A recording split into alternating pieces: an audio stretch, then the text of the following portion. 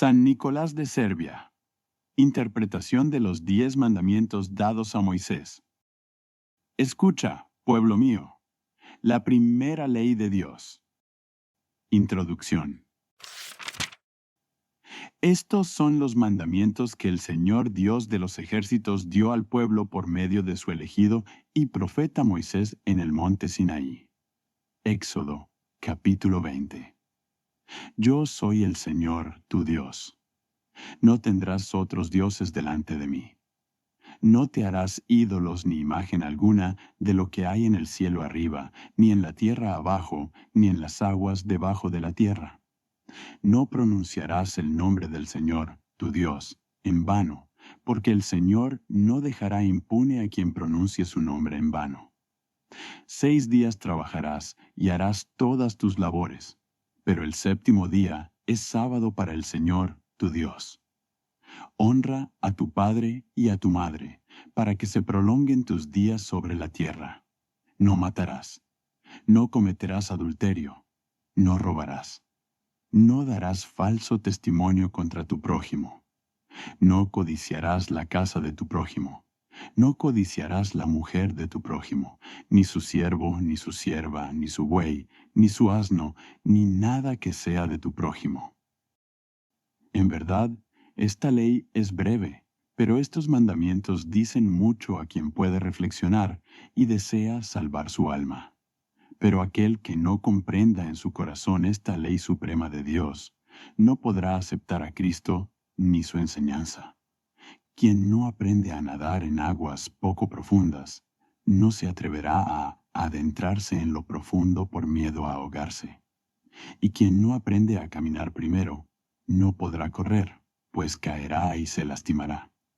Y quien no aprende a contar hasta 10, nunca podrá contar hasta 1000. Y quien no aprende a leer por sílabas, nunca logrará leer y escribir con fluidez. Y quien no coloca primero los cimientos de una casa, en vano intentará levantar el techo. Y una vez más, quien no cumple los mandamientos de la primera ley de Dios, en vano llamará a las puertas del reino de los cielos. Así es como estos primeros mandamientos de Dios cobran sentido cuando se observan más de cerca y se meditan con mayor profundidad. El primer mandamiento. Éxodo 22:2. Yo soy el Señor, tu Dios. No tendrás otros dioses delante de mí.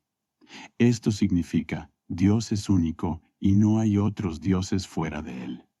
De Él provienen todas las criaturas, en Él viven y a Él retornan.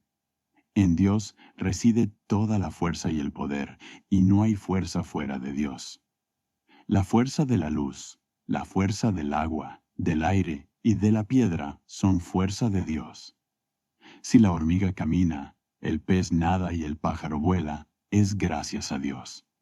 La capacidad de la semilla para crecer, la habilidad de la hierba para respirar y la posibilidad del ser humano de vivir, todo eso proviene de Dios. Toda fuerza pertenece a Dios y toda criatura recibe su fuerza de Él. El Señor da a cada uno según su voluntad y la retira cuando lo considera necesario. Por eso, cuando desees obtener la capacidad de hacer algo, acude solo a Dios, pues solo Él es la fuente de la fuerza vivificante y poderosa. No hay otras fuentes fuera de Él. Ora al Señor así: Dios misericordioso, fuente inagotable y única de fuerza, fortaléceme, débil como soy, para que pueda servirte mejor. Dios, concédeme sabiduría para no usar la fuerza que recibo de ti para el mal, sino solo para el bien mío y de mi prójimo, en alabanza de tu gloria. Amén. Asimismo, en Dios reside toda la sabiduría. Fuera de Dios no hay ni sabiduría ni una sola gota de conocimiento. Toda criatura ha recibido de Dios una parte de su sabiduría. Por ello, hermano mío, si crees que Dios solo ha dado sabiduría al hombre, te equivocas. Hay sabiduría en la abeja y en la mosca, en la golondrina y en la cigüeña, en el árbol y en la piedra, en el agua y en el aire, en el fuego y en el viento. En todo reside la sabiduría divina, y nada podría existir sin un fragmento de sabiduría. Por la sabiduría de Dios los animales perciben el peligro con anticipación. La abeja construye panales, la mosca presiente la lluvia, la golondrina modela su nido, la cigüeña cría a sus polluelos. El árbol sabe cómo crecer, la piedra sabe cómo permanecer en silencio y ser cristalina. El agua sabe que debe fluir cuesta abajo y convertirse en nube. El fuego, latente en todas las cosas, puede calentar e iluminar. El viento sabe en qué dirección soplar, para limpiar la tierra y traer salud a los enfermos. Sin embargo, nadie posee su propia sabiduría, creada por sí mismo. Toda sabiduría proviene de una única y sola fuente, Dios. Por eso, cuando busques sabiduría, búscala solo en Dios, porque el Señor es la fuente de la sabiduría vivificante y suprema. No hay otras fuentes. Ora así: Dios Todopoderoso y Omnisciente, concédeme, a mí, ignorante, tu sabiduría vivificante para que pueda servirte mejor. Guíame, Señor, para que el conocimiento que me das no lo use para el mal, como Satanás, sino solo para el bien mío y de mi prójimo, para glorificar tu nombre. Amén. Asimismo, en Dios reside toda bondad. Por eso Cristo dijo: nadie es bueno, sino solo Dios. Su bondad incluye su misericordia, paciencia y perdón a los pecadores. Con su bondad, el Señor ha dotado a toda criatura. Por ello, en cada ser creado por Dios hay bondad divina. Incluso el diablo tiene bondad de Dios, pues desea el bien para sí mismo y no el mal. Sin embargo, en su necedad, cree que puede alcanzar el bien a través del mal. Al hacer daño a todas las criaturas de Dios, piensa que está haciéndose un bien a sí mismo. Cuánta bondad de Dios hay en cada ser creado por Él, en la piedra, en la planta, en la bestia, en el fuego, en el agua, en el aire.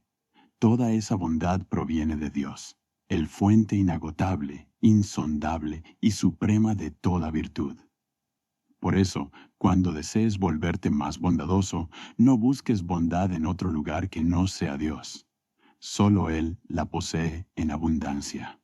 Ora así: Dios bondadoso, misericordioso y paciente, concédeme, a mí, impío, tu bondad para que pueda regocijarme y brillar con ella, y así servirte aún mejor. Guíame y sosténme, Señor, para que no use tu bondad para el mal, como Satanás, sino solo para la alegría y felicidad, para que pueda reflejar tu bondad y hacerla brillar sobre mí, y sobre toda criatura que me rodea. Amén. No habrá otros dioses fuera de mí, ordena el Señor. ¿Para qué querrías otros dioses si existe el Señor Dios de los ejércitos? Tan pronto como tengas dos dioses, debes saber que uno de ellos es el diablo. Y tú no puedes servir a Dios y al diablo al mismo tiempo, como un buey no puede arar dos campos a la vez, ni una vela puede iluminar dos casas al mismo tiempo. El buey no necesita dos dueños, pues lo destrozarían. Los bosques no necesitan dos soles, pues arderían. La hormiga no necesita dos gotas de agua, pues se ahogaría en ellas. Un niño no necesita dos madres, pues no puede mirar más de una. Y tú no necesitas dos dioses, porque no serás más rico, sino más pobre. Por lo tanto, permanece solo con tu único Señor de los ejércitos, en quien reside toda fuerza, toda sabiduría y toda bondad, indivisible, inagotable e infinita. Honra solo a Él, inclínate solo ante Él, teme solo a Él, y cuando ores, di: Señor, Dios mío, tuyas son incontables criaturas, pero ninguna de ellas puede tener más de un solo Dios. A ti, el único y verdadero. Expulsa de mí, Señor, los malos pensamientos y sueños sobre otros dioses. Dios, purifica mi alma, ilumínala, ensánchala y haz en ella tu morada como un rey en su palacio. Esto elevará mi espíritu, me fortalecerá, me educará, me corregirá y me renovará. Gloria y alabanza a ti, único Dios verdadero, que te elevas sobre todos los falsos dioses, como la cima de la montaña sobre su reflejo en un charco. Amén.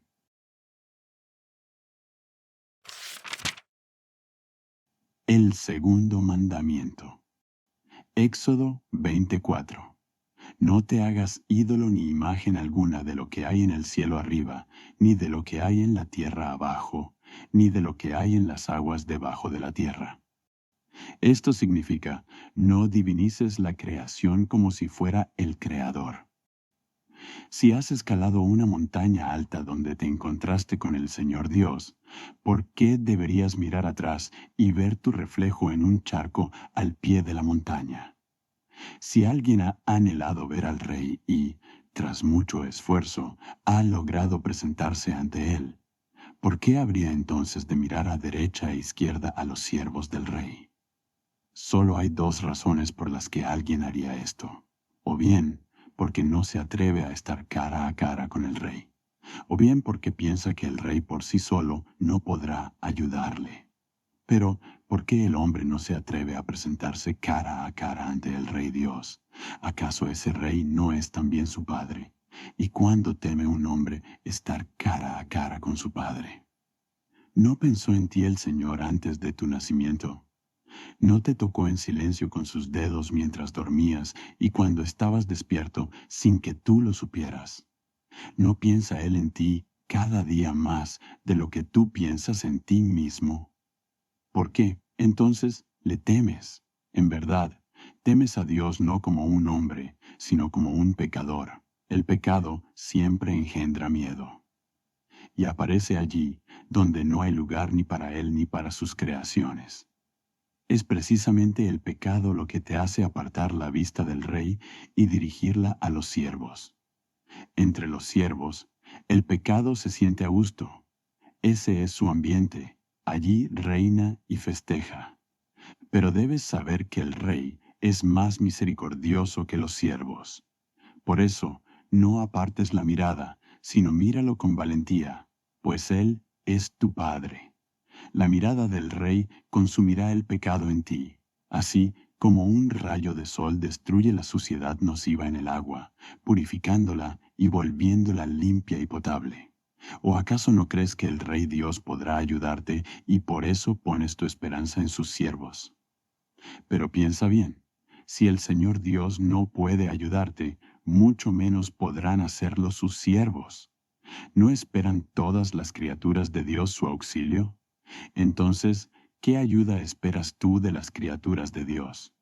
Si el sediento no puede beber del manantial que brota de la montaña, ¿saciará acaso su sed recogiendo el rocío de las hierbas del prado, gota a gota? ¿Quién diviniza una imagen tallada o pintada? Solo aquel que no conoce al escultor ni al pintor. Quien no cree en Dios o no sabe de Él, se ve obligado a divinizar las cosas, porque el hombre necesita divinizar algo. El Señor talló montañas y valles, modeló plantas y cuerpos de animales. Él pintó los prados y campos, las nubes y los lagos.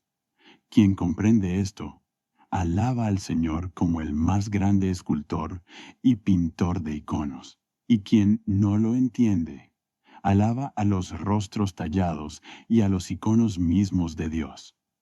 Pero esto no es el peor pecado. El peor pecado es cuando el hombre diviniza lo que él mismo ha creado, la obra de sus manos y su intelecto. Los salvajes tallan ídolos de madera y les rezan y veneran. Pero a los salvajes esto les es perdonable. Su ignorancia les sirve de excusa. El verdadero y eterno Señor Dios es misericordioso y compasivo con ellos. Las oraciones que dirigen a sus ídolos de madera, Él las recibe como si fueran dirigidas a Él y envía ayuda y protección a sus hijos no iluminados. Pero con los ilustrados es distinto. No son pocos los hombres cultos que crean algo con su intelecto o con sus manos y consideran su propia obra como una divinidad. Hay artistas que veneran su cuadro y le rinden culto como a un Dios verdadero. Hay escritores que, tras escribir un libro, se convencen de que su obra es la cumbre del cielo y la tierra, y la adoran. Hay personas ricas que acumulan riquezas como un hámster que acumula reservas para el invierno, y luego comienzan a fruncir el ceño y a mirar hacia arriba, sin notar a Dios y su luz, adorando su riqueza podrida y carcomida por las polillas. Donde el hombre pone todos sus pensamientos y su corazón, allí está su Dios.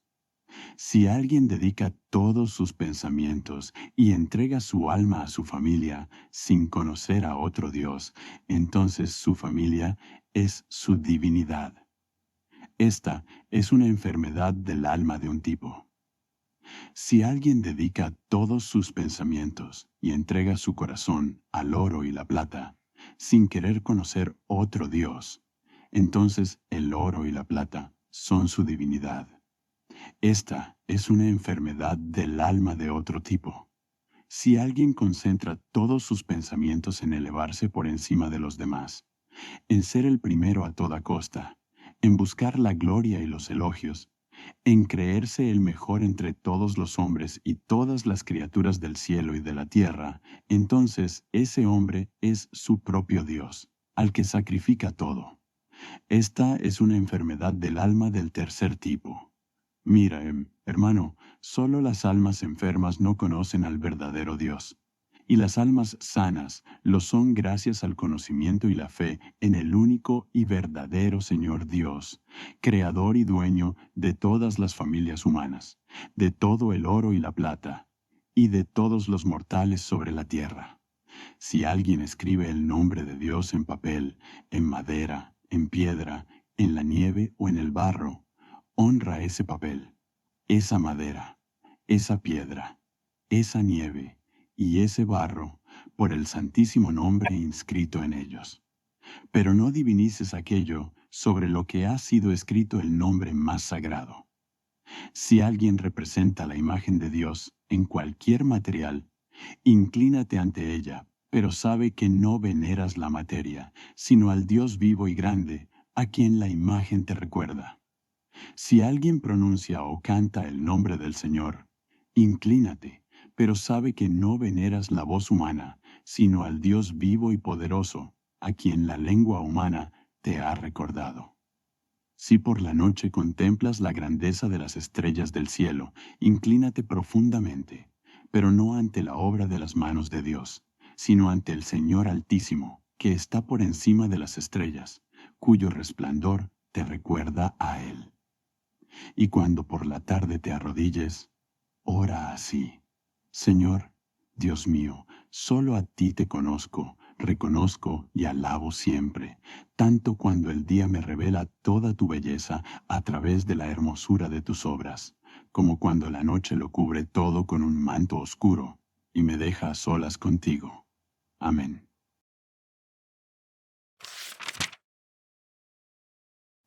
El tercer mandamiento. Éxodo 27. No pronuncies el nombre del Señor tu Dios en vano, porque el Señor no dejará sin castigo a quien pronuncie su nombre en vano. ¿Qué? ¿Acaso hay quienes se atreven a mencionar sin razón ni necesidad el nombre que infunde temor, el nombre del Señor Dios Altísimo? Cuando en el cielo se pronuncia el nombre de Dios, los cielos se inclinan, las estrellas resplandecen con mayor intensidad, los arcángeles y ángeles cantan: Santo, Santo, Santo es el Señor de los ejércitos, y los santos y justos de Dios caen rostro en tierra. Entonces, ¿quién de los mortales osa mencionar el santísimo nombre de Dios sin estremecimiento del alma y sin un profundo suspiro de anhelo por Dios? Si una persona está en su lecho de muerte, puedes nombrarle cualquier otro nombre, y no lograrás ni reconfortarla ni devolverle la paz a su alma. Pero si le mencionas un solo y único nombre, el nombre del Señor Jesucristo, la alentarás y la calmarás. Y quien parte a la otra vida te agradecerá con su última mirada por el bálsamo derramado sobre su alma. Si a una persona le dan la espalda sus seres queridos o es traicionada por sus amigos, y comprende que está sola en este mundo infinito, menciona para ella, fatigada por la soledad en su camino, el nombre de Dios, y será como si le entregaras un báculo para sus manos y pies agotados. Si los vecinos malvados se alzan contra alguien y con falsos testimonios lo llevan a la prisión y las cadenas, inclinando a los jueces contra el justo, acércate al sufriente y susúrrale al oído el nombre del Señor. Y en ese mismo instante lágrimas brotarán de sus ojos, lágrimas de esperanza y fe, y las pesadas cadenas le parecerán más livianas. Si alguien se hunde en las profundidades y en el último instante entre la vida y la muerte menciona el nombre de Dios, sus fuerzas se duplicarán. Si un científico se esfuerza en resolver un difícil enigma de la naturaleza y, al darse cuenta de que en vano ha confiado en su limitada razón, un día menciona el nombre de Dios, un repentino destello iluminará su alma y el velo del misterio se entreabrirá. Oh, nombre admirable de Dios, cuán poderoso eres, cuán hermoso, cuán dulce. Que enmudezcan para siempre mis labios si alguna vez te pronuncian con descuido, con banalidad, en vano. Escuchemos la parábola del blasfemo. Un maestro orfebre estaba sentado en su taller ante el banco de trabajo y, mientras trabajaba, pronunciaba sin cesar el nombre de Dios en vano, a veces como juramento, otras como simple muletilla. Un peregrino que regresaba de los lugares santos, al pasar junto al taller lo escuchó y su alma se indignó. Entonces llamó al orfebre para que saliera a la calle. Y cuando el maestro salió, el peregrino se escondió. El orfebre, al no ver a nadie, volvió al taller y continuó su labor.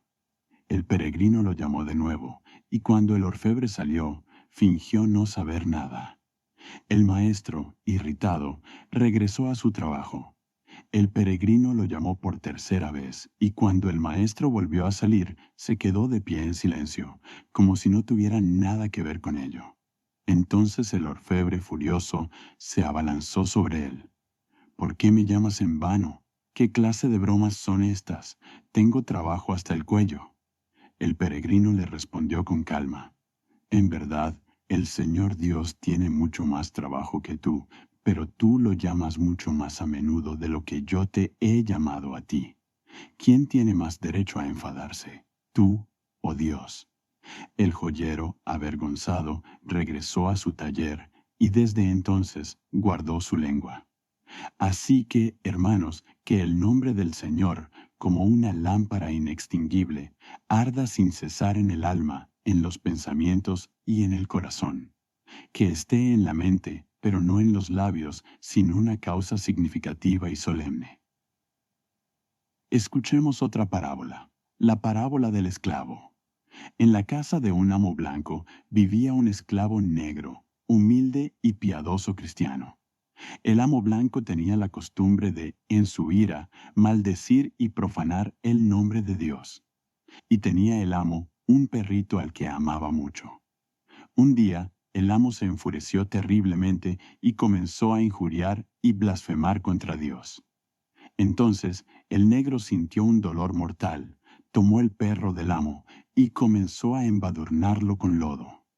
Al ver esto, el amo gritó: ¿Qué estás haciendo con mi perro querido? Lo mismo que tú haces con el Señor Dios, respondió el esclavo con serenidad. Hay otra parábola, la parábola del hombre mal hablado. En Serbia, en un hospital, desde la mañana hasta la noche, un médico y su ayudante recorrían las salas visitando a los enfermos. El ayudante tenía una lengua malvada y constantemente, como con un trapo sucio, golpeaba con sus palabras a cualquiera de quien hablara. Su vil lenguaje no perdonaba ni siquiera al Señor Dios. Un día, el médico recibió la visita de un amigo que había llegado de lejos. El doctor lo invitó a presenciar una operación. Con él estaba el ayudante. Al invitado le sobrevino un mareo al ver una terrible herida de la que supuraba pus con un hedor insoportable. Y el ayudante, sin cesar, soltaba maldiciones. Entonces, el amigo preguntó al médico, ¿cómo puedes soportar escuchar semejantes blasfemias? El médico respondió, amigo mío, estoy acostumbrado a las heridas infectadas. De las heridas purulentas debe salir pus. Si el pus se acumula en el cuerpo, sale por la herida abierta. Si el pus se acumula en el alma, fluye a través de la boca. Mi practicante, al maldecir, no hace más que abrir el mal que se ha acumulado en su alma y verterlo fuera de sí, como el pus de una herida. Oh, Todopoderoso, ¿por qué ni siquiera el buey te maldice, pero el hombre sí lo hace? ¿Por qué creaste al buey con labios más puros que los del hombre? Oh, misericordioso, ¿por qué ni siquiera las ranas te injurian, pero el hombre sí lo hace? ¿Por qué creaste a la rana con una voz más noble que la del hombre? Oh, paciencia, ¿por qué ni siquiera las serpientes te blasfeman, pero el hombre sí lo hace? ¿Por qué hiciste a la serpiente más parecida a un ángel que al hombre? Oh, bellísima, ¿por qué ni siquiera el viento, que recorre la tierra de un extremo a otro, lleva tu nombre sin motivo? Pero el hombre lo pronuncia en vano. ¿Por qué el viento tiene más temor de Dios que el hombre?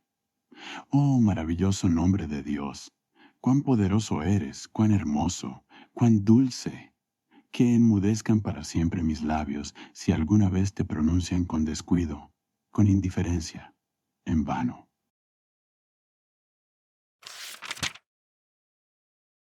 El cuarto mandamiento. Éxodo 29. 6 días trabaja y haz todas tus obras, pero el séptimo día es sábado para el Señor tu Dios.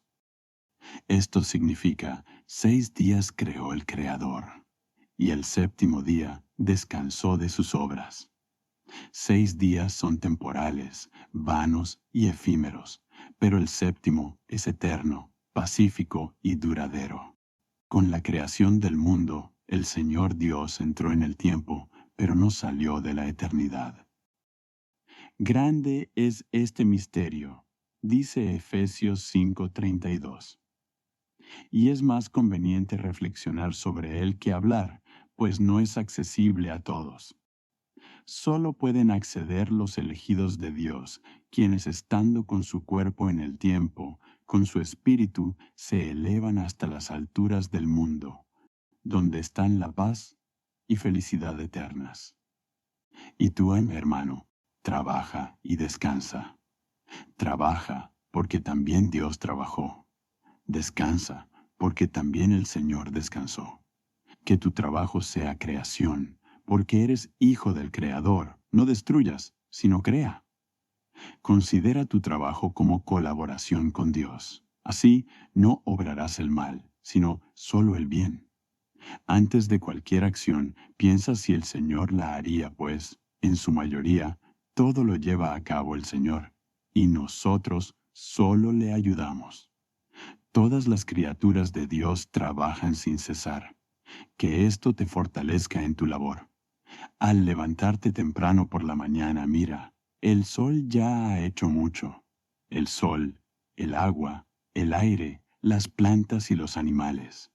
Tu ociosidad será una afrenta al mundo y un pecado ante Dios.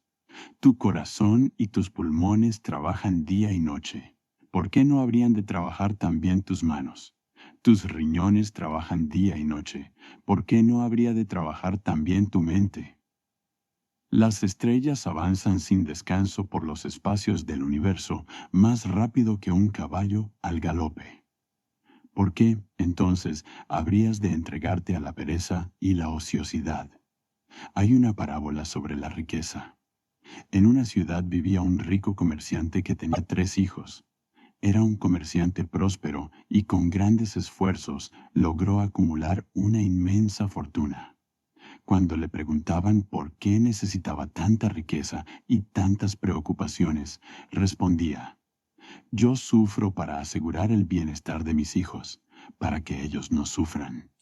Al oír esto, sus hijos se volvieron perezosos y dejaron de trabajar por completo. Tras la muerte del padre, comenzaron a gastar la fortuna que él había acumulado.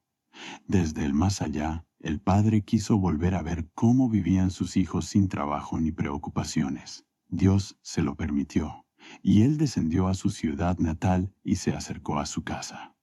Pero cuando llamó a la puerta, le abrió un desconocido. Preguntó por sus hijos y recibió la respuesta de que estaban en prisión. La ociosidad los había llevado a la discordia al incendio de la casa y al asesinato. ¡Ay!, suspiró el padre, enloquecido de dolor. Quise crear un paraíso para mis hijos, pero yo mismo les creé un infierno. Y el desdichado padre recorrió la ciudad enseñando a todos los padres: no seáis tan insensatos como yo. Por amor desmedido a mis hijos, yo mismo los empujé al abismo del infierno. No dejéis a vuestros hijos riquezas. Enseñadles a trabajar, y eso dejadles como herencia. Toda otra fortuna, distribuidla entre los pobres antes de vuestra muerte.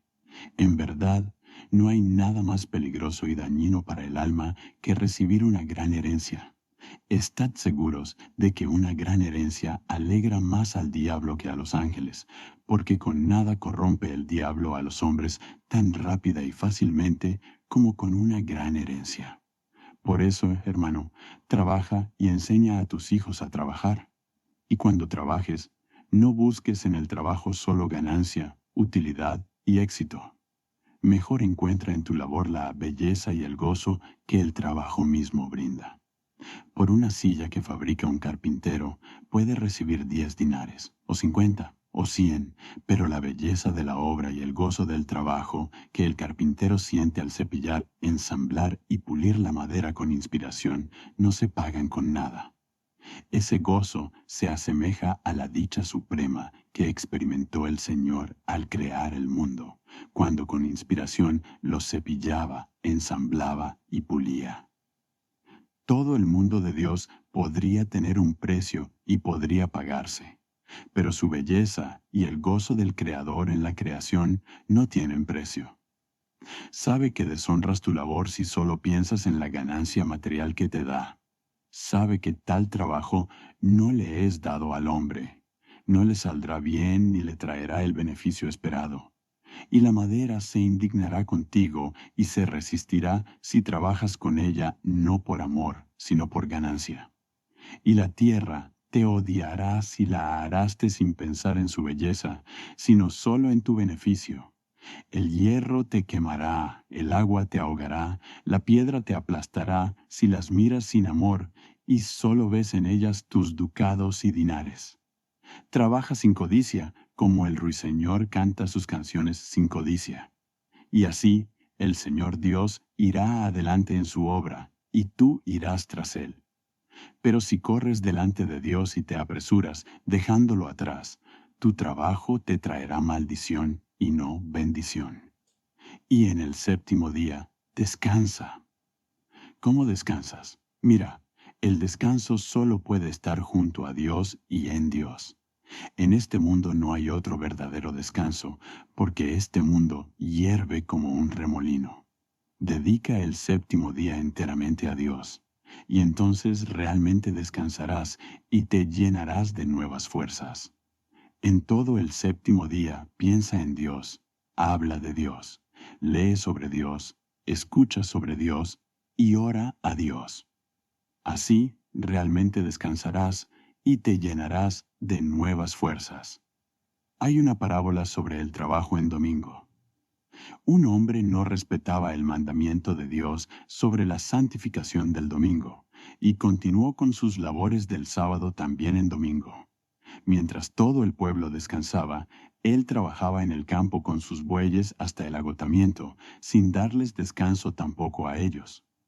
Pero miércoles se desplomó de agotamiento, y sus bueyes también. Y cuando todo el pueblo salió al campo, él se quedó en casa, cansado, sombrío y desesperado. Por eso, hermanos, no seáis como este hombre, para que no perdáis vuestras fuerzas, vuestra salud y vuestra alma. Al contrario, trabajad 6 días ayudando al Señor, con amor, gozo y reverencia, y el séptimo día dedicadlo por completo a Dios. Yo mismo he comprobado que un domingo bien vivido eleva al hombre, lo renueva y lo hace feliz.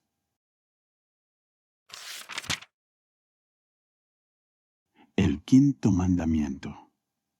Éxodo 20:12. Honra a tu padre y a tu madre, para que se prolonguen tus días sobre la tierra.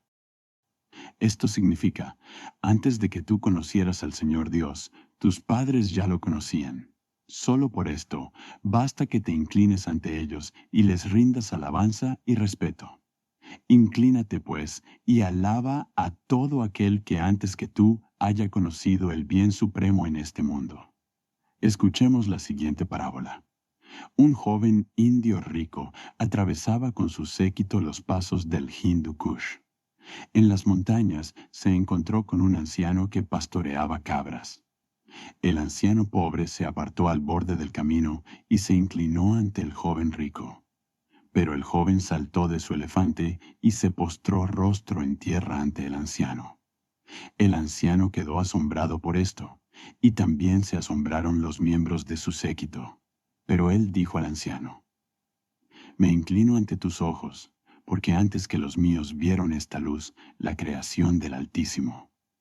Me inclino ante tu boca, porque antes que la mía pronunció su santo nombre. Me inclino ante tu corazón, porque antes que el mío palpitó de gozo al reconocer que el Padre de todos los hombres en la tierra es el Rey celestial.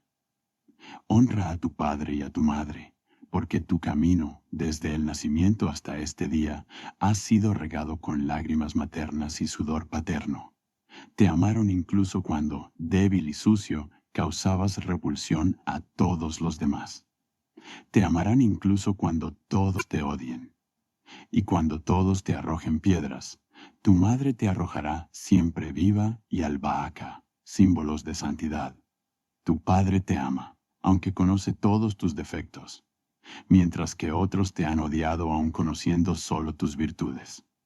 Tus padres te aman con reverencia, porque intuyen que eres un don de Dios, confiado a ellos para su custodia y educación. Nadie más que tus padres es capaz de ver el misterio de Dios en ti. Su amor por ti tiene una raíz sagrada en la eternidad. A través de su ternura por ti, tus padres comprenden la ternura del Señor por todos sus hijos. Así como las espuelas recuerdan al caballo su buen trote, así también tu aspereza hacia tus padres los impulsa a cuidar aún más de ti. Hay una parábola sobre el amor de un padre. Un hijo, corrompido y cruel, se lanzó contra su padre y le clavó un cuchillo en el pecho. Y el padre, exhalando el último aliento, le dijo: Límpiate pronto la sangre del cuchillo, para que no te atrapen y te entreguen al tribunal. También hay una parábola sobre el amor maternal. En la estepa rusa, un hijo inmoral ató a su madre frente a una tienda de campaña, mientras él bebía dentro con prostitutas y sus compañeros. Una banda de bandidos los encontró y, al ver a la madre atada, decidieron vengarla de inmediato. Pero entonces la madre atada gritó con todas sus fuerzas, dando así una señal a su desdichado hijo de que corría peligro. Y el hijo escapó, mientras los bandidos, en su lugar, mataron a la madre. Y otra parábola sobre el amor de un padre. En Teherán, ciudad persa, vivía en una casa un anciano padre con sus 2 hijas. Las hijas no escuchaban los consejos del padre y se burlaban de él. Con sus malas acciones, mancillaron el honor de su padre. Una noche, creyendo que el padre dormía, las hijas acordaron preparar veneno y dárselo con el té por la mañana. Pero el padre escuchó todo y pasó la noche llorando amargamente y orando a Dios. Por la mañana, las hijas trajeron el té y lo colocaron ante él. Entonces el padre dijo: Sé de vuestra intención y me iré de vosotros, como deseáis. Pero no quiero partir con vuestro pecado, para salvar vuestras almas, sino con el mío. Dicho esto, volcó la taza con veneno y salió de la casa. Hijo, no te enorgullezcas de tu conocimiento ante tu padre analfabeto, porque su amor vale más que tu saber. Piensa que si no fuera por él, no existirías ni tú, ni tu conocimiento. Hija, no te enorgullezcas de tu belleza ante tu madre encorvada, porque su corazón es más hermoso que tu rostro. Recuerda que tanto tú como tu belleza salieron de su cuerpo agotado. Aprende, hija, a honrar a tu padre, porque sólo así aprenderás a honrar a todos los demás padres en la tierra. Hijo, cultiva día y noche el respeto por tu madre, porque sólo así aprenderás a respetar a todas las demás madres en la tierra.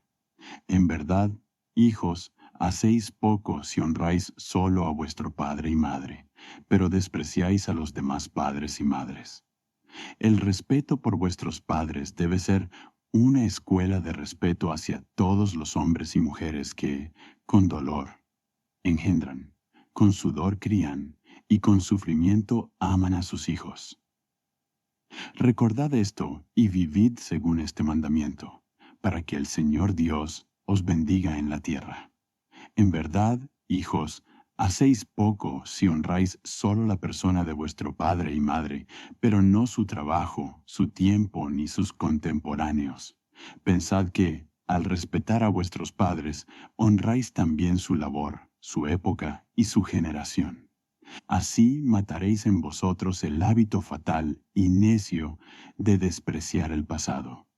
Hijos, creed que los días que os han sido concedidos no son más valiosos ni están más cerca de Dios que los días de aquellos que vivieron antes que vosotros.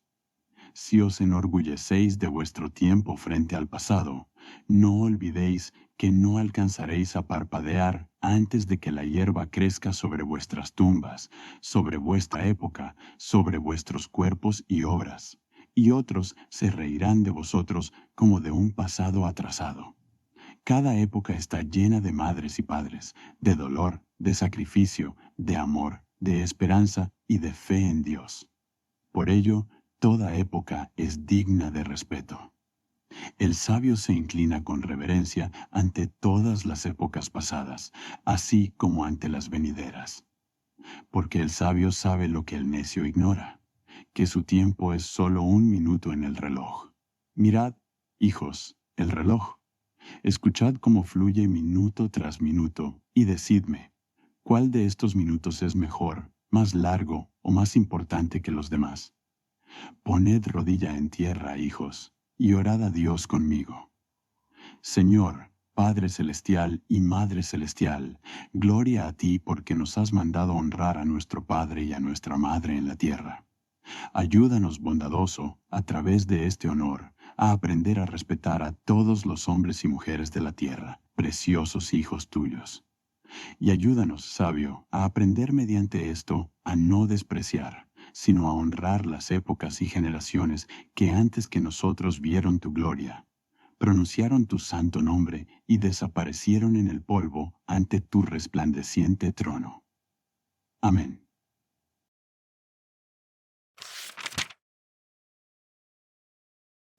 El sexto mandamiento.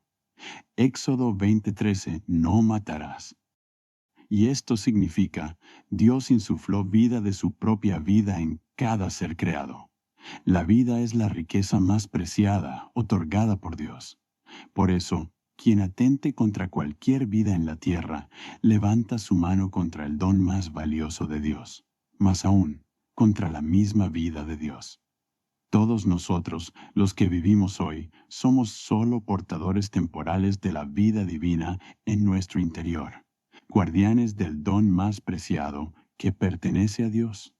Por eso, ni tenemos derecho ni podemos quitar la vida, tomada en préstamo de Dios, ni a nosotros mismos, ni a los demás. Es decir, primero, no tenemos derecho a matar. Segundo, no podemos matar la vida. Si en el mercado alguien rompe una vasija de barro, el alfarero se enfurecerá y exigirá compensación. En verdad, el hombre también fue creado de un material tan humilde como la vasija, pero lo que hay dentro de él no tiene precio. Es el alma que construye al hombre desde dentro y el Espíritu de Dios que da vida al alma.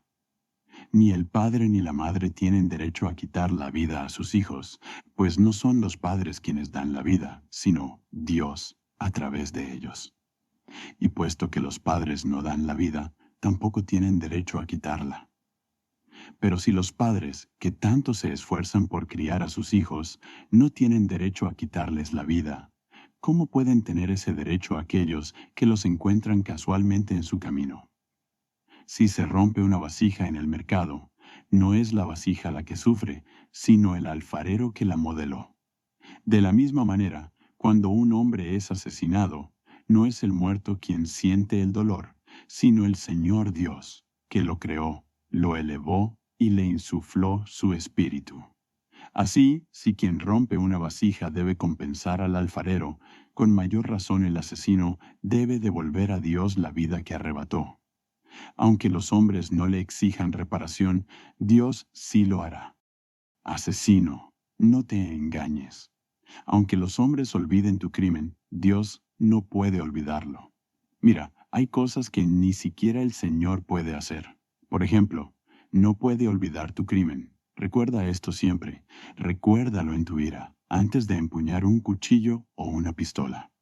Por otro lado, no podemos matar la vida. Matar completamente la vida significaría matar a Dios, pues la vida le pertenece a Él. ¿Quién puede matar a Dios?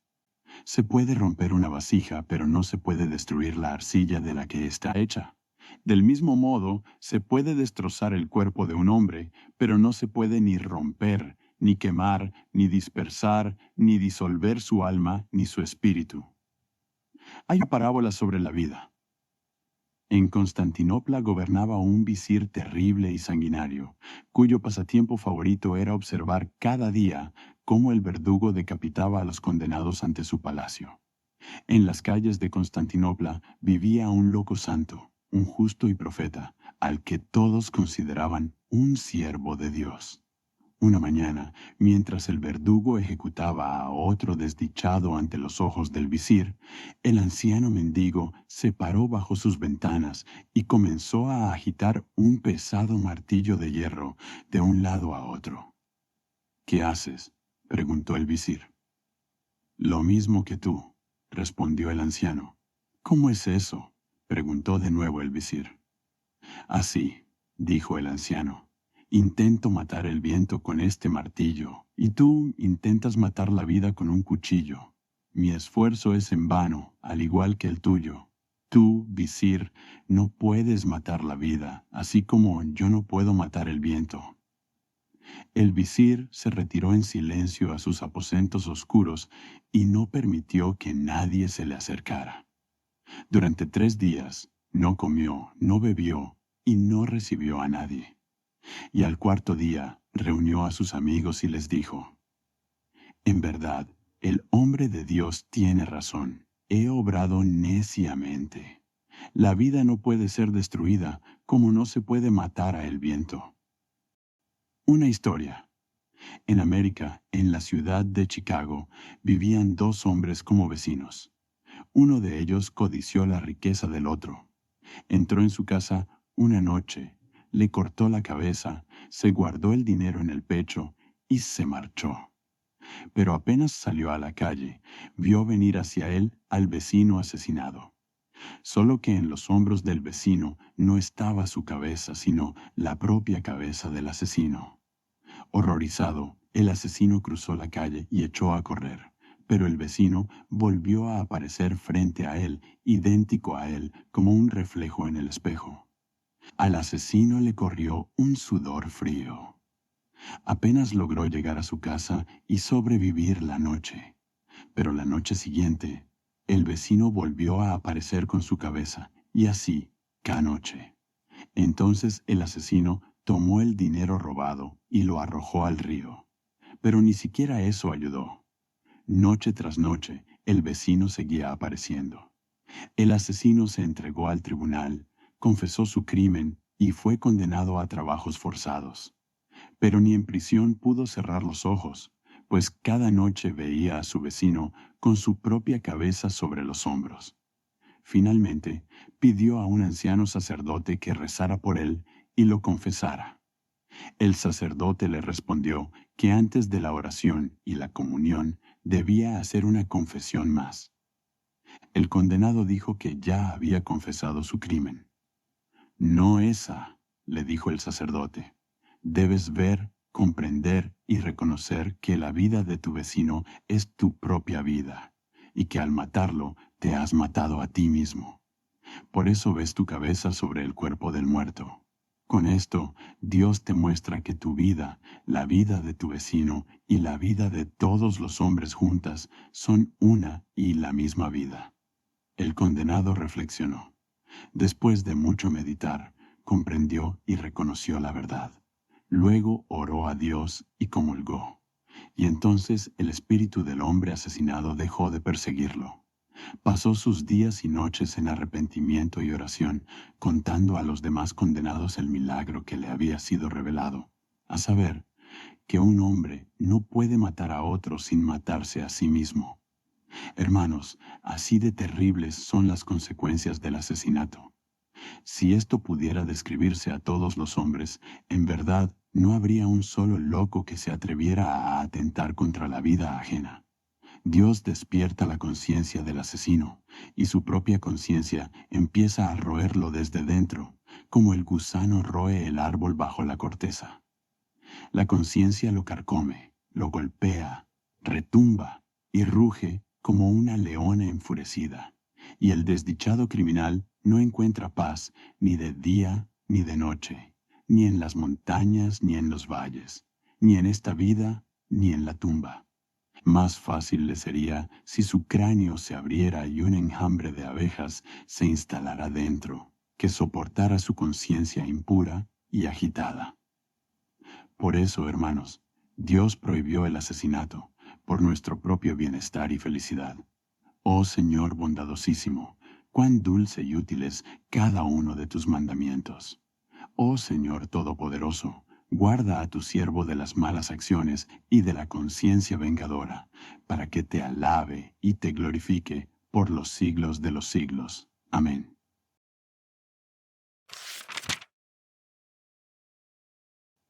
El séptimo mandamiento. Éxodo 20:14. No cometerás adulterio. Y esto significa, no tengas relación ilícita con una mujer. En verdad, en esto los animales son más obedientes a Dios que muchos hombres. El adulterio destruye al hombre tanto física como espiritualmente. Los adúlteros suelen estar torcidos como un arco antes de envejecer y terminan su vida entre heridas, tormentos y locura. Las enfermedades más terribles y más perversas que conoce la medicina son aquellas que se propagan y multiplican entre los hombres a causa del adulterio. El cuerpo del adúltero está siempre enfermo, como un charco maloliente del que todos se apartan con asco y huyen tapándose la nariz. Pero si el mal afectara solo a quienes lo cometen, el problema no sería tan grave. Sin embargo, es espantoso cuando se piensa que las enfermedades de los padres son heredadas por los hijos de los adúlteros, los hijos, las hijas e incluso los nietos y bisnietos. En verdad, las enfermedades causadas por el adulterio son un azote para la humanidad, como la filoxera para la vid. Estas enfermedades, más que ninguna otra, arrastran a la humanidad hacia el retroceso y la decadencia.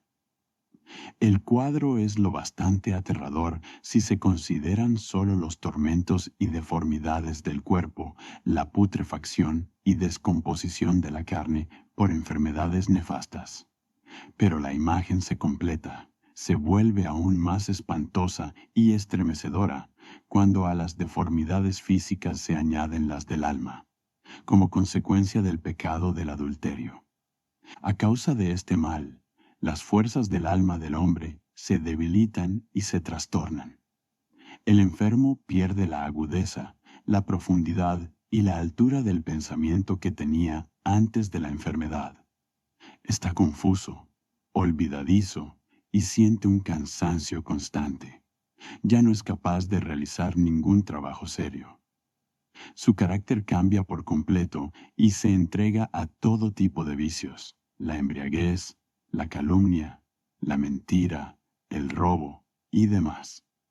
En él surge un terrible odio hacia todo lo bueno, lo honesto, lo noble, lo luminoso, lo piadoso, lo espiritual, lo divino.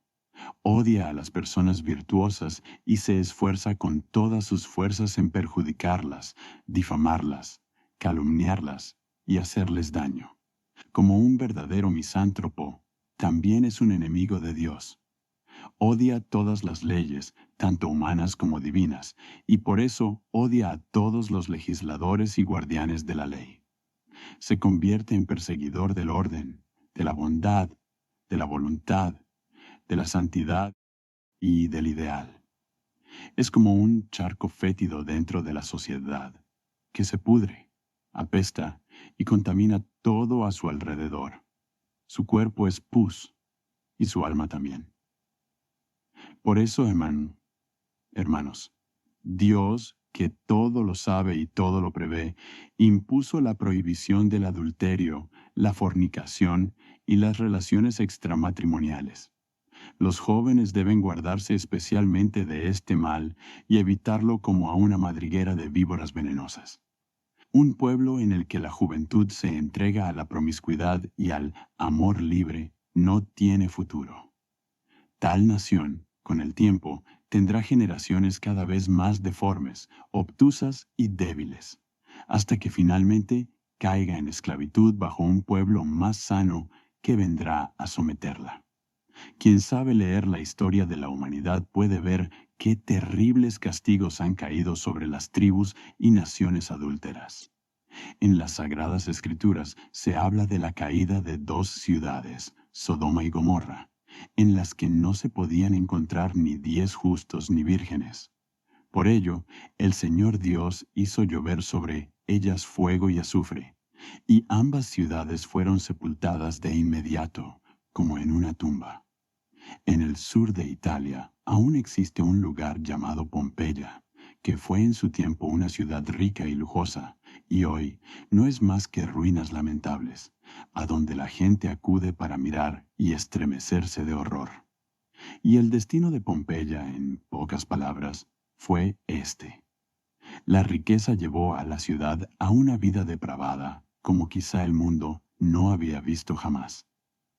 Entonces, de repente, el castigo de Dios cayó sobre ella. Un día, la montaña Vesubio, cerca de Pompeya, se abrió, el volcán despertó y comenzó a llover fuego, ceniza y azufre sobre la ciudad y sus habitantes, hasta cubrir los techos de las casas y sepultar a Pompeya bajo la ceniza como a un muerto en su tumba. Que el Señor Todopoderoso os ayude, hermanos, a no deslizaros por el peligroso camino del adulterio. Que vuestro ángel guardián conserve la paz y el amor en vuestro hogar. Que la Madre de Dios inspire a vuestros hijos e hijas con su divina pureza, para que sus cuerpos y almas no sean mancillados por el pecado, sino que sean puros y luminosos, de modo que el Espíritu Santo pueda morar en ellos e insuflarles lo que es divino, lo que viene de Dios. Amén.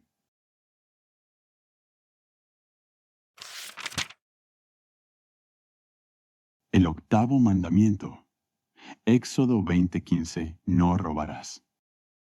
Y esto significa: no aflijas a tu prójimo faltando al respeto a su derecho de propiedad.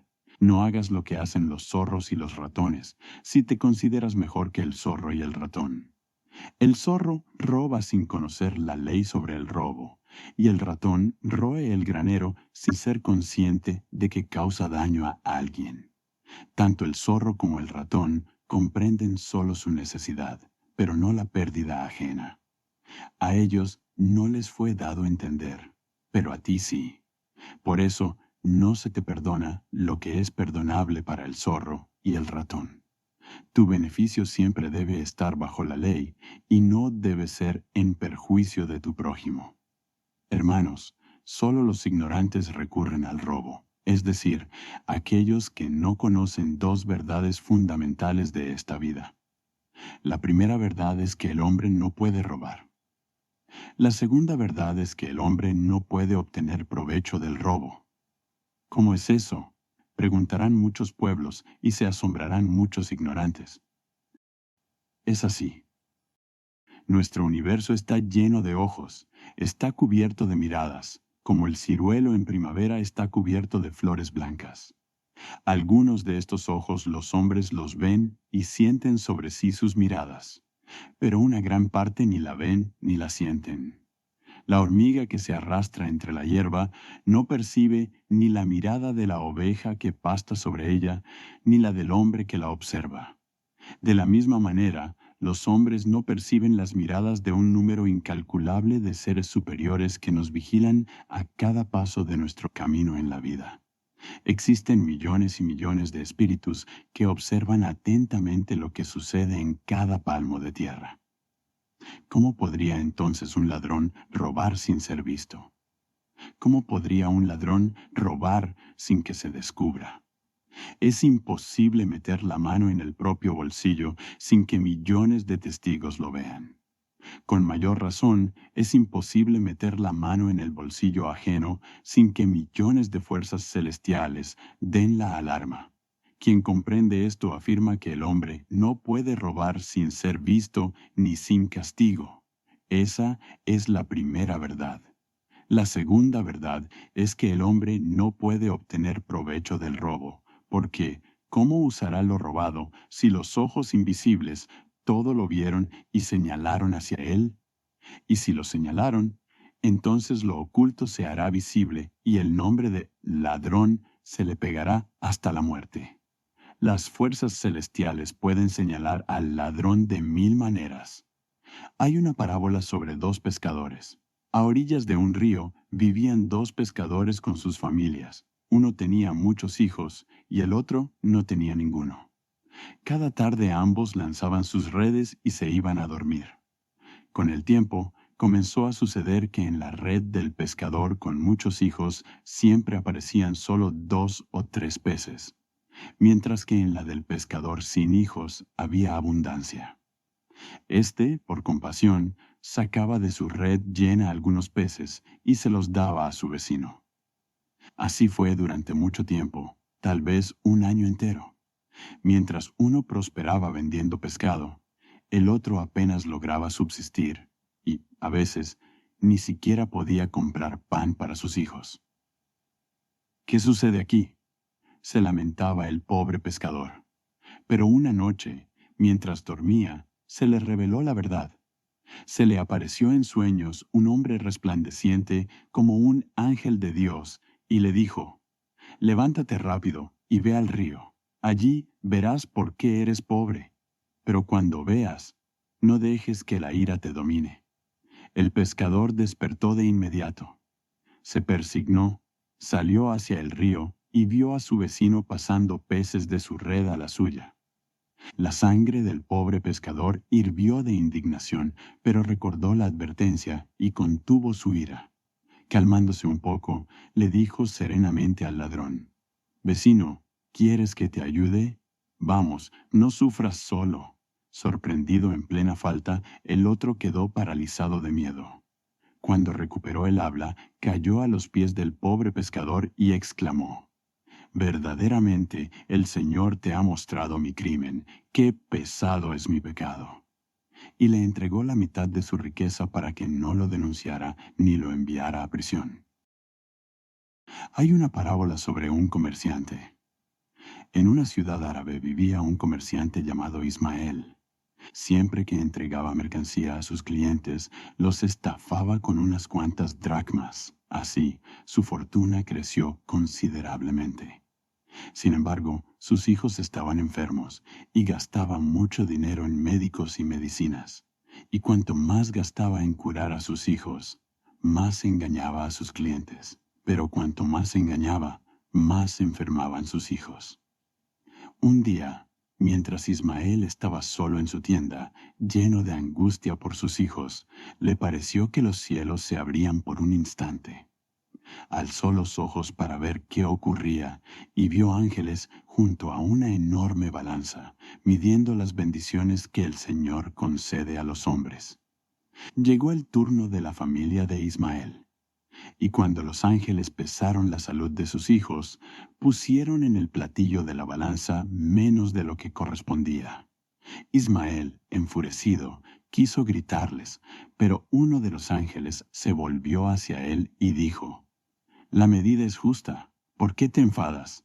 Estamos restando a la salud de tus hijos exactamente lo que tú restas a tus clientes. Así ejecutamos la justicia de Dios». Ismael sintió como si una espada le atravesara el pecho. Lleno de remordimiento, se arrepintió de su gran pecado. Desde entonces, no solo comenzó a pesar con exactitud, sino que siempre añadía un poco de más. Y la salud volvió a sus hijos. Además, hermanos, el objeto robado siempre le recuerda al hombre que ha sido robado y que no le pertenece. Aquí otra parábola. Un joven robó un reloj de bolsillo y lo llevó consigo durante un mes. Luego lo devolvió a su dueño, confesó su falta y dijo: «Cada vez que sacaba el reloj del bolsillo y lo miraba, oía que decía: «No eres mi dueño, tú eres un ladrón». El Señor Dios sabía que el robo haría infelices a ambos, tanto al que roba como al que es robado. Y para que los hombres, sus hijos, no fueran infelices, el sabio Señor nos dio este mandamiento: no robarás. Te damos gracias, Señor, Dios nuestro, por este mandamiento que realmente necesitamos para la paz de nuestra alma y nuestra felicidad. Ordena, Señor, a tu fuego que queme nuestras manos si se extienden para robar. Ordena, Señor, a tus serpientes que se enrosquen en nuestros pies si se dirigen al robo. Pero, sobre todo, te rogamos, Todopoderoso, limpia nuestros corazones de pensamientos ladrones y nuestro espíritu de ideas de robo. Amén.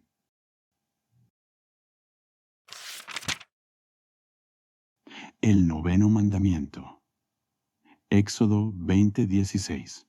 No darás falso testimonio contra tu prójimo. Y esto significa: no seas falso contigo mismo ni con los demás. Si mientes sobre ti mismo, tú sabes que estás mintiendo. Pero si calumnias a otro, ese otro sabe que lo estás difamando. Cuando te alabas a ti mismo y te jactas ante la gente no sabe que estás dando un falso testimonio sobre ti, pero tú sí lo sabes. Sin embargo, si sigues repitiendo esa mentira sobre ti, con el tiempo la gente comprenderá que los estás engañando. Pero si sigues repitiendo la misma mentira sobre ti, la gente sabrá que mientes, pero entonces tú mismo empezarás a creer en tu mentira. Así la mentira se convertirá para ti en verdad, y te acostumbrarás a ella como el ciego se acostumbra a la oscuridad. Cuando calumnias a otra persona, esa persona sabe que estás mintiendo. Ese es el primer testigo en tu contra, y tú sabes que la estás calumniando.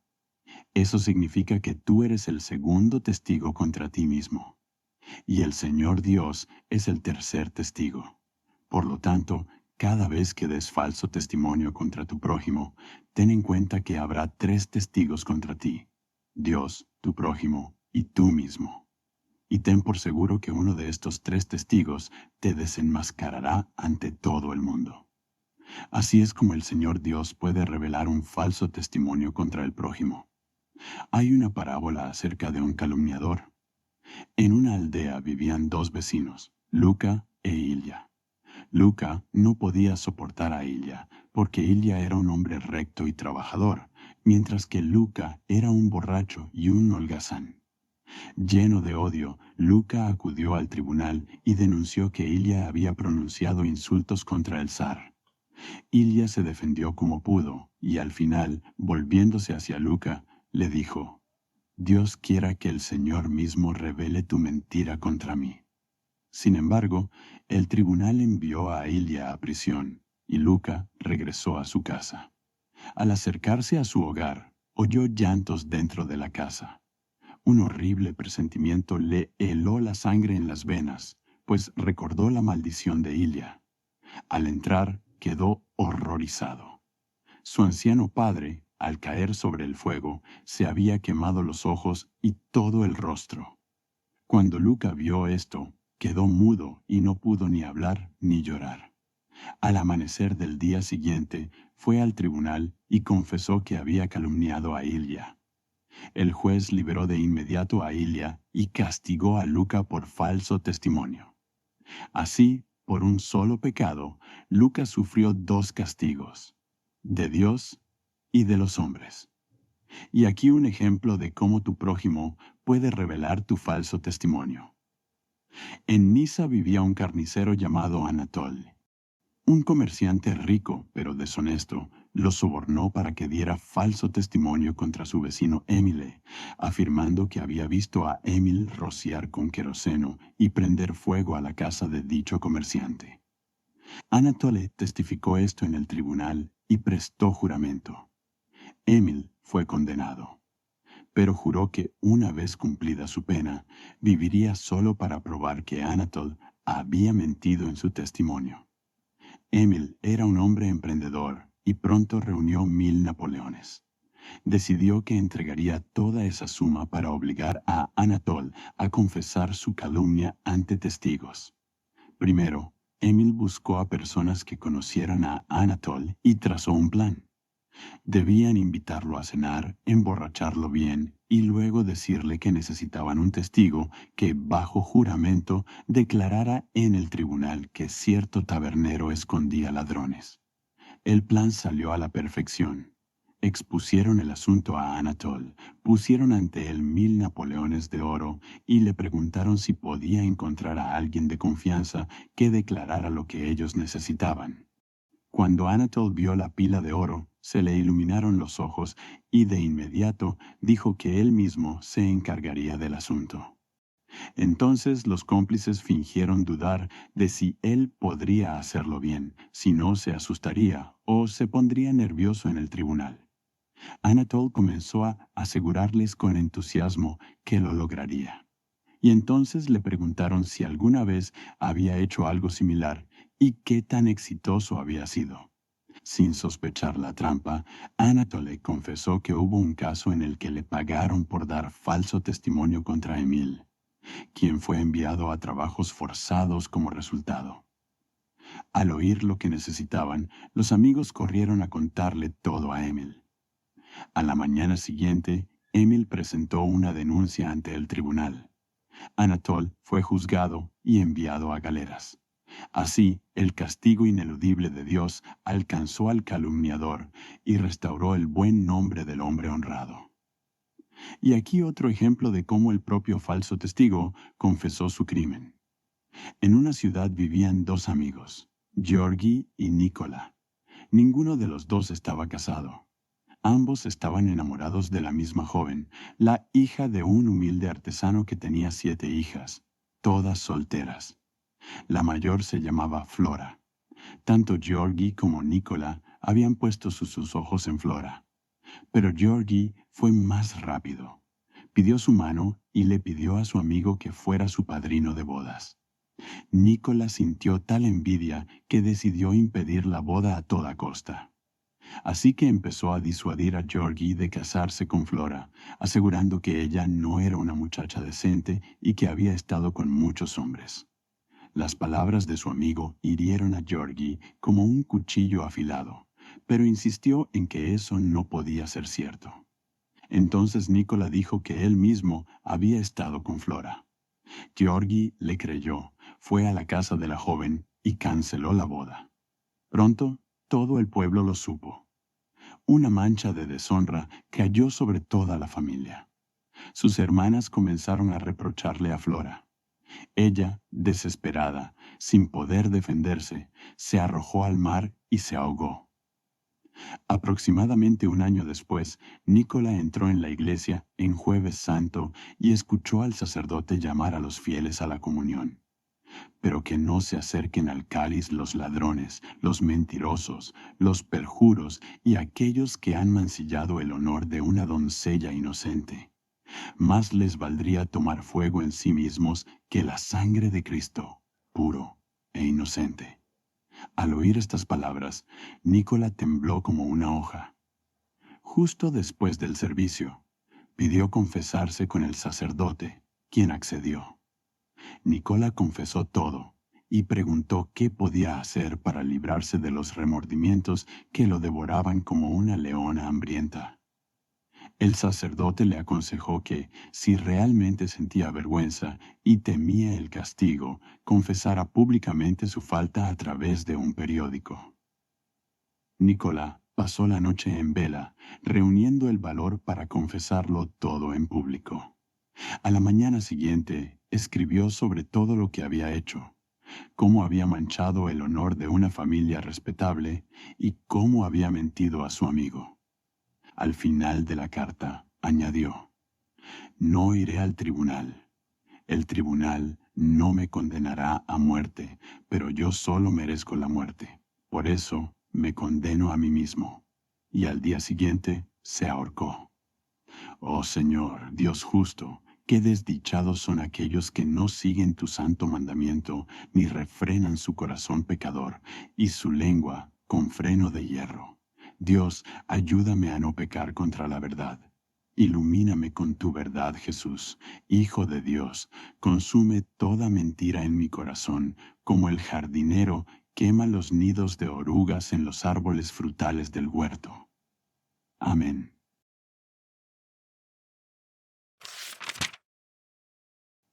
El 10º mandamiento. Éxodo 20:17. No codicies la casa de tu prójimo, no codicies la mujer de tu prójimo, ni su siervo, ni su sierva, ni su buey, ni su asno, ni nada que sea de tu prójimo. Y esto significa: apenas has codiciado lo ajeno, ya has caído en pecado. Ahora la cuestión es si entrarás en razón, si reaccionarás o si seguirás deslizándote cuesta abajo por la pendiente a la que te ha llevado tu deseo. El deseo es la semilla del pecado. El acto pecaminoso es ya la cosecha de la semilla sembrada y crecida. Observa la diferencia entre el 10º mandamiento del Señor, y los 9 anteriores. En los 9 primeros mandamientos, el Señor Dios impide tus actos pecaminosos, es decir, no permite que la semilla del pecado llegue a dar fruto. Pero en el 10º, el Señor va a la raíz del pecado y no te deja pecar ni siquiera en tus pensamientos. Este mandamiento sirve de puente entre el Antiguo Testamento, dado por Dios a través del profeta Moisés, y el Nuevo Testamento, dado por Dios a través de Jesucristo. Pues al leer el Nuevo Testamento, verás que el Señor ya no manda a los hombres que no maten con las manos, que no cometan adulterio con el cuerpo, que no roben con las manos, que no mientan con la lengua.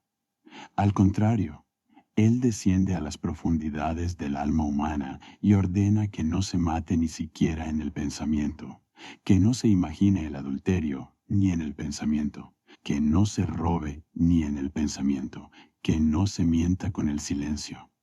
Así, el 10º mandamiento es la transición hacia la ley de Cristo, que es más moral, más elevada y más importante que la ley de Moisés.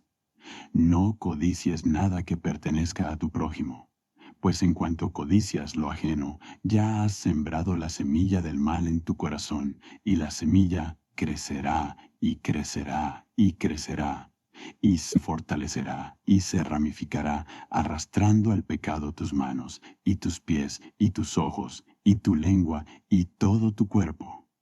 Porque el cuerpo, hermanos, es el órgano ejecutor del alma.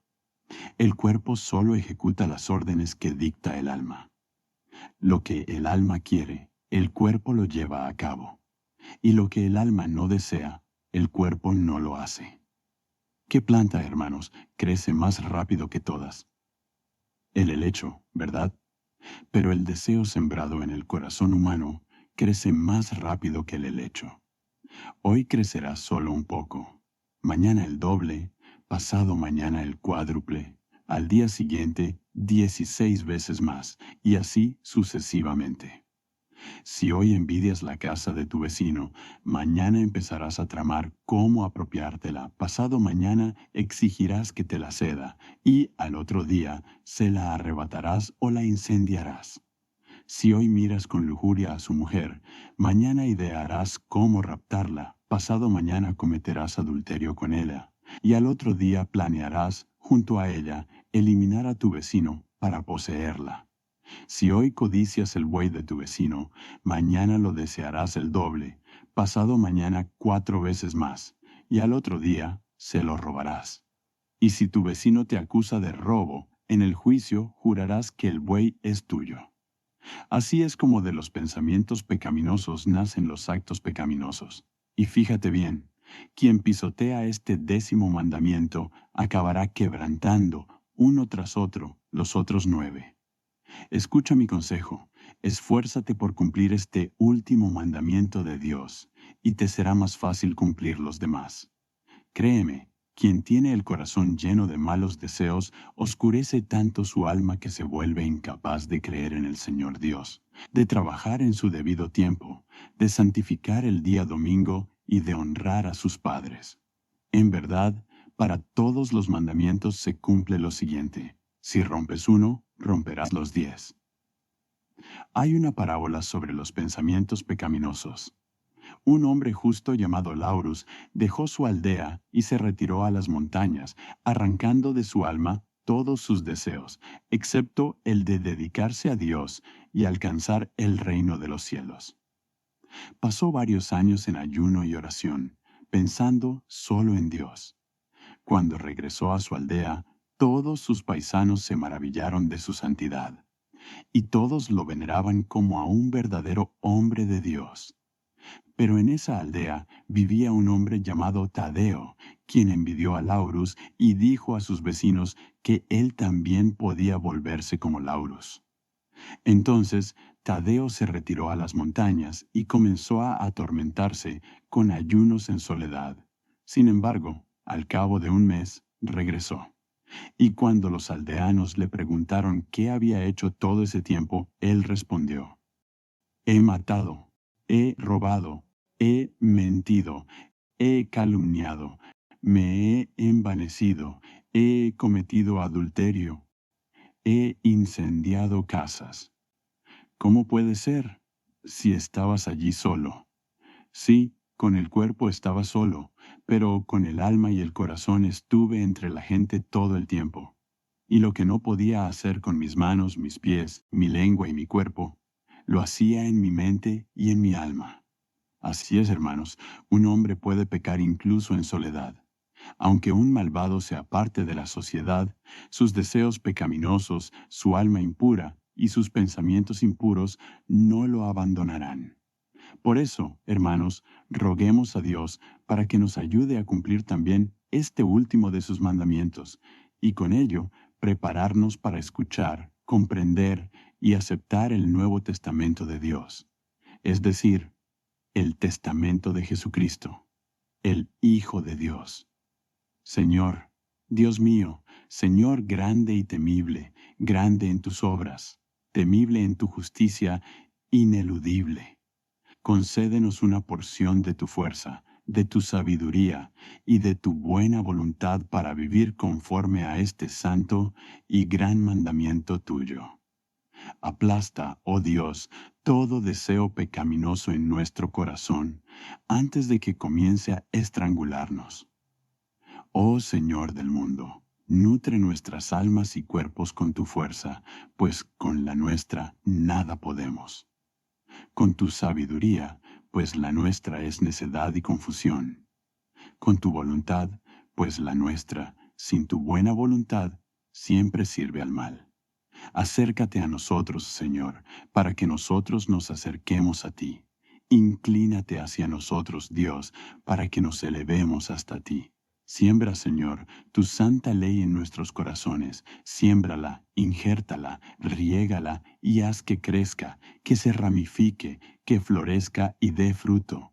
Porque si nos dejas solos con tu ley, sin ti no podremos hacernos amigos de ella. Sea glorificado tu nombre, Señor único, y honremos a Moisés, tu elegido y profeta, a través del cual nos diste este claro y poderoso pacto.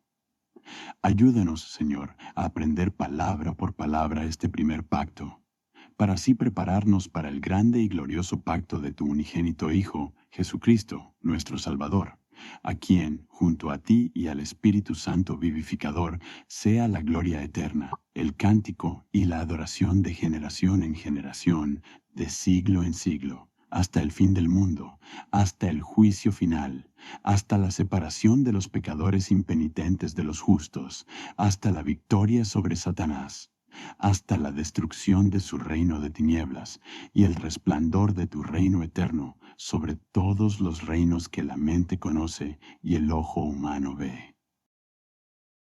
Amén.